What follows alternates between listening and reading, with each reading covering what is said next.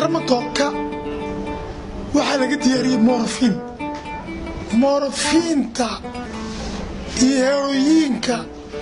waxaasoo dhan waxaa la isku yidhaa narcotic drug illegal sharci darro contraband ayay ka tahay Yurub iyo Amerika. Tramadol waa dawo loogu talagalay hospitalizedka isbitaalada loogu talagalay not commercial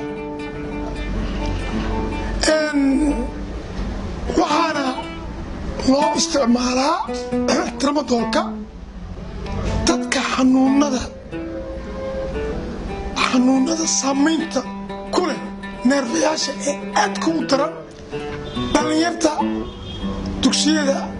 sare dugsiyada dhexe khaasatan Muqdisho marka ay leeyihiin ciyaaraha way isku shukaaminayaan waxay leeyihiin hay kontraalana haye xabadaan wadno marka complicationka ka imaanaya isticmaalka tramadolka maanta haddii aad isticmaasho 120 milligram oo tramadol ah beri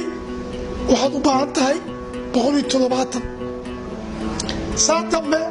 waxaad u baahan tahay 200 kugu filaan maayo dooskii aad ku bilowday ama bartamaha aad ka qaadaysay ma kugu filaanayo waxaad noqonaysaa marka ilaa isaga aad ka qaadato waxaad noqonaysaa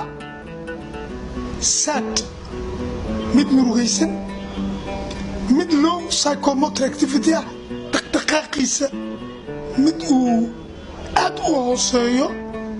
fahamkiisa aad u hooseeyo